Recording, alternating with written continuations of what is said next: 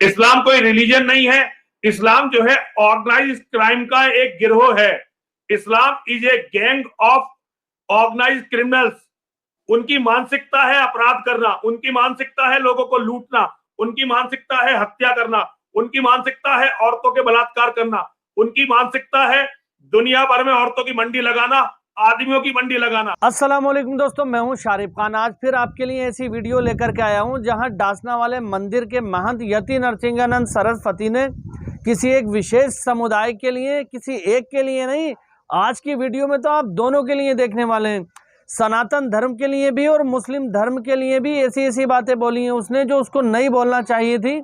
ये बंदा धर्म विरोधी बंदा है। ये बंदा किसी का नहीं हो सकता, ना ये हिंदू समाज के लोगों का है ना मुस्लिम समाज के लोगों का है। आज की वीडियो देखकर आप दंग रह जाएंगे कि जितनी गंदगी और जितना जहर अपने मुंह से इसने निकाला है मानव जाति के लिए, विशेषकर इस्लाम धर्म और मुसलमानों के लिए, जो जिस भाषा का इसने प्रयोग किया है वो सरासर गलत है। इसको नहीं करना चाहिए था। लेकिन अच्छी बात यह है कि इसके मुंह पर इसको जवाब देने वाले विनय दुबे मुंबई से लाइव हैं। जिस तरह से यति नरसिंहानंद सरस्वती ने अपने मुंह से गंदगी निकालने का काम किया है, उसी तरह से हमारे विनय दुबे भाई जो ब्राह्मण समाज से आते हैं, जो असली हिंदू हैं, जो असली सनातनी हैं, उन्होंने इसके इतने चप्पल मारी है, इसको सीधा करने का काम किया है। आप इस वीडियो के अंदर देख सकते हैं कि जिस तरह से किसी एक विशेष समुदाय को टारगेट करने की कोशिश की गई, वहीं दूसरी साइड से विनय दुबे ने इनके हर एक सवाल का इन्हें जवाब दिया। आज का मुद्दा यह था कि इस्लाम धर्म दुनिया में क्यों फैला और इस्लाम धर्म को फैलाने के पीछे मोहम्मद सल्लल्लाहु ताला अलैहि वसल्लम की क्या स्ट्रेटजी थी। स्ट्रेटजी क्या थी वो तो अल्लाह के हुक्म से फैला रहे थे, लेकिन यति नरसिंहानंद सरस्वती के मुताबिक उनका क्या प्लान था और इस्लाम उन्होंने दुनिया में क्यों फैलाया, इस तरह की बातों पर एक अभद्र टिप्पणी कर रहा है। लेकिन हमारे विनय दुबे मुंबई वाले जो हैं उन्होंने बताया कि इस्लाम दुनिया में क्यों फैला और यति नरसिंहानंद सरस्वती जैसे लोग जो नफरत फैलाने का काम करते हैं उनके मुंह पर जूती मारने का काम किया है। तो मैं आपको ये वीडियो दिखाता हूँ, इस वीडियो को देखना और आखिर तक बनाए रहना। मेरे चैनल की अब तक की सबसे अच्छी वीडियो है ये। इस वीडियो को आप देखेंगे तो एक तो आपको बहुत ही ज़्यादा जज्बा मिलेगा, और दूसरी बात मैं आपसे ये कहना चाहता हूँ कि मेरी वीडियो बनाने का मकसद किसी को भड़काना या किसी भी समुदाय का या हमारे हिंदू भाइयों की भावनाओं को ठेस पहुँचाना नहीं होता, बल्कि लोगों के अपने व्यक्तिगत विचार उन तक पहुँचाना होते हैं कि कौन बंदा क्या सोचता है। तो पहले यति नरसिंहानंद सरस्वती की सोच देखिए कितनी गिरी हुई है, कैसी बातें कर रहा है। उसके बाद विनय दुबे मुंबई वालों का इसको जवाब सुनेंगे। तो चलिए शुरू करते हैं वीडियो। इस्लाम कोई रिलीजन नहीं है। इस्लाम जो है ऑर्गेनाइज क्राइम का एक गिरोह है। Islam is a gang of organise criminals. उनकी मानसिकता है अपराध करना, उनकी मानसिकता है लोगों को लूटना, उनकी मानसिकता है हत्या करना, उनकी मानसिकता है औरतों के बलात्कार करना, उनकी मानसिकता है दुनिया भर में औरतों की मंडी लगाना, आदमियों की मंडी लगाना। इस्लाम एक क्रिमिनल्स का गैंग है, बस हार्डकोर क्रिमिनल्स जो कत्ल करने से बिल्कुल भी घबराते नहीं है। और देखिए ये उन्हें उनका जो इस्लाम का प्रवर्तक है पैगंबर मोहम्मद, उसने सिखाया है। तो इस्लाम को आप लोग सही से समझने का प्रयास करिए।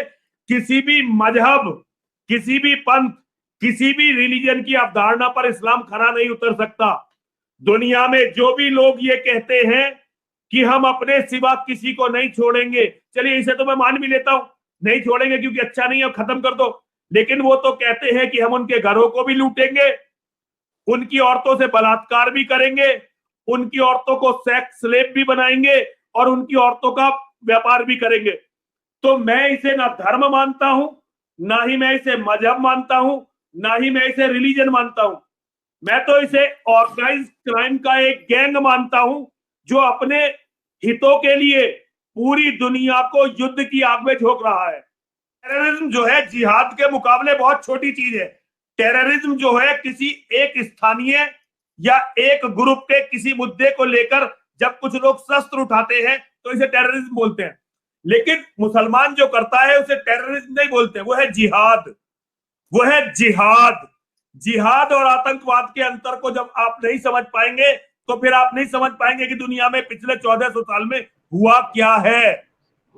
लुटेरों के गिरोह चलते थे, लुटेरों के गिरोह इकट्ठे होते थे, प्रचार करते थे और लूटने चल रहे हैं ऐसी जगहों में जहां बहुत धन है, जहां औरतें बहुत खूबसूरत हैं और जहां हमें बहुत सारे गुलाम मिल सकते हैं।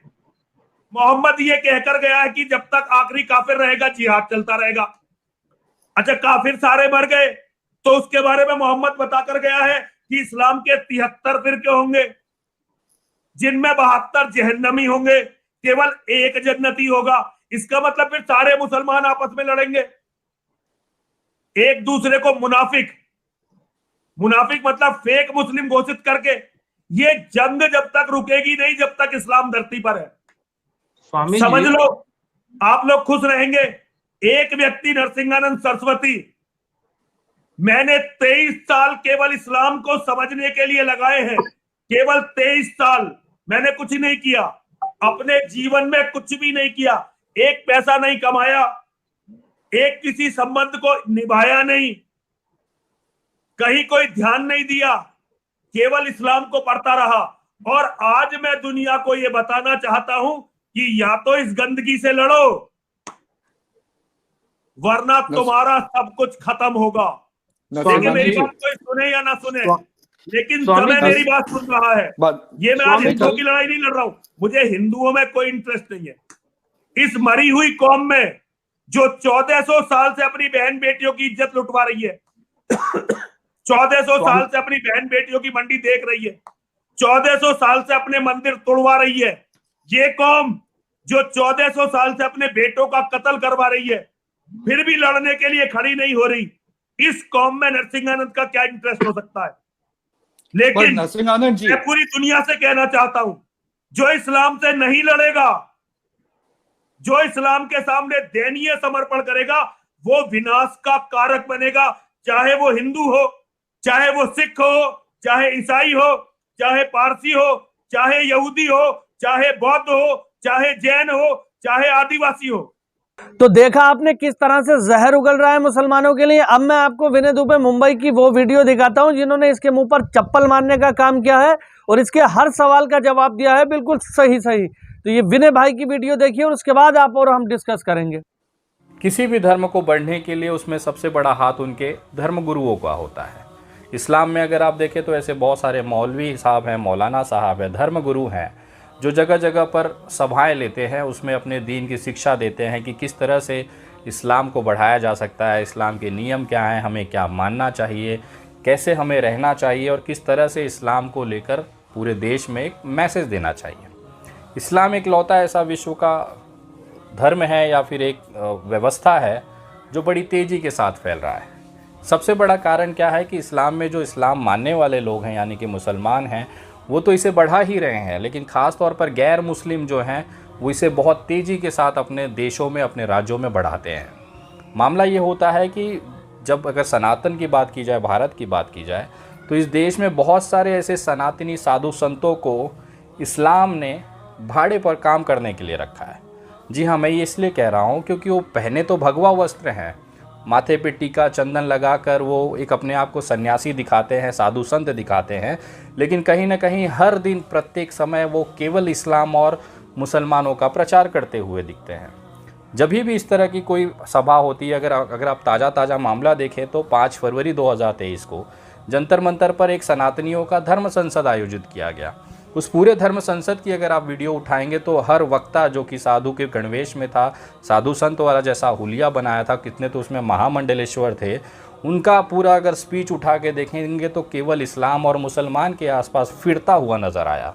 उन्होंने कहीं पर भी अपने भाषण में ये नहीं बताया कि हमारी भगवत गीता में ये शब्द का इस्तेमाल हुआ है या ये एक प्रकरण है जिसको हमें अपने आप को अंदर उतारना है और हमें गौरवान्वित महसूस करना है।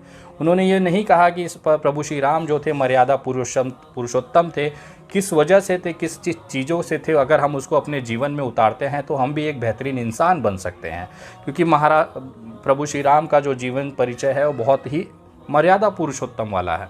इसके उलट अगर आप इनकी सभाओं के भाषण देखेंगे तो उसमें ये बताया गया कि कैसे इस्लाम, कैसे सनातन और कैसे कुरान की आयतों में क्या क्या लिखा हुआ है। मुझे समझ में नहीं आता कि अगर भगवा साधु संत का गणवेश लेकर अगर आप कुरान की आयतों की बात करेंगे तो कहीं ना कहीं इसमें इस्लाम के प्रचार और प्रसार में ही मदद हो रही है।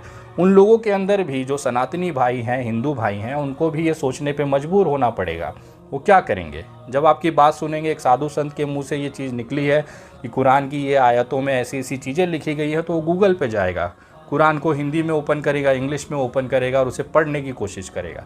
जब वो पढ़ेगा तो उसको दिखाई देगा कि कुरान के आयतों का जो मतलब ये बता रहे हैं, इसका ठीक उल्टा है कुरान में आयतों का मतलब।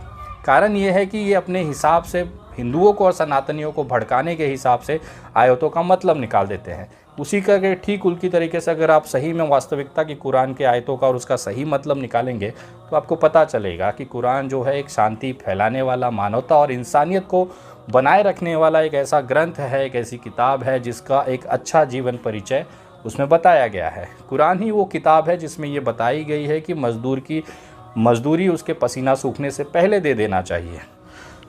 कुरान ही वो किताब है जिसमें ये कहा गया है कि अगर आपका पड़ोसी, चाहे वो किसी भी धर्म का है, समुदाय का हो, चाहे वो हिंदू ही क्यों ना हो, सनातनी ही क्यों ना हो, अगर उसका पेट भूखा है, अगर उसके घर में भोजन नहीं पड़ा है और आप भोजन करने जा रहे हैं, आपका जो निवाला आप खा रहे हैं वो हराम है। बहुत सारी ऐसी चीज़ें कुरान के अंतर्गत दी गई है, लेकिन उसी का एक गलत मतलब निकाल कर, तोड़ मरोड़ कर हमारे सनातनी जो साधु संत हैं इसे सभाओं में पेश करते हैं। मैं आपसे कहना चाहता हूं कि आप सनातनी साधु संत हैं, आपने भगवा चोला पहना हुआ है, बहुत सारा रुद्राक्ष पहन के, चुंडी उंडी लगा के एकदम बढ़िया से तैयार होके पूरे गेटअप में जब आप माइक पे आते हैं तो कृपया करके सनातन धर्म के प्रचार प्रसार की बात करें।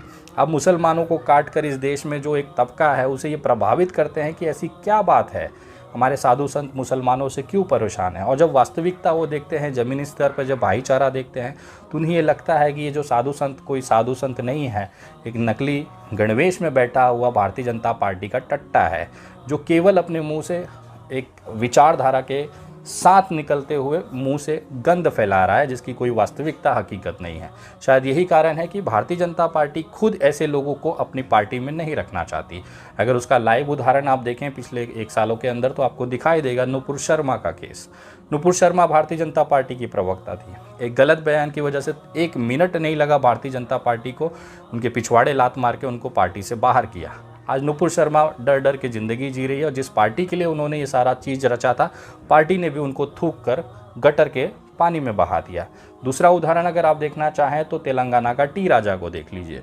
उन्होंने भी बहुत बढ़ चढ़ कर बहुत सारी बकचोदी समाज में और सोशल मीडिया पे फैलाई, लेकिन क्या हुआ, भारतीय जनता पार्टी ने ऐसे कुत्ते के पीछे लात मारकर उनको भी गटर में फेंक दिया। तो उम्मीद करता हूं दोस्तों ये वीडियो देखकर आपको काफी कुछ जानने को मिला होगा। और यति नरसिंहानंद सरस्वती जिस तरह से कह रहा है कि ये मुसलमानों का एक गिरोह था, अस्तगफिरुल्लाह, तौबा है मेरी, इस्तगफार या अल्लाह, माफ करिए, जिस तरह से ये एक इस्लाम धर्म के ऊपर तोहमत लगाने का काम कर रहा है, वहीं विनय दुबे ने इसको जवाब दिया। और मैं ये बताना चाहता हूँ कि यति नरसिंहानंद सरस्वती, अगर तू मेरी वीडियो देखता है तो गूगल करके देख, दुनिया का सबसे तेजी से फैलने वाला धर्म, दुनिया का सबसे तेजी से बढ़ता हुआ इस्लाम।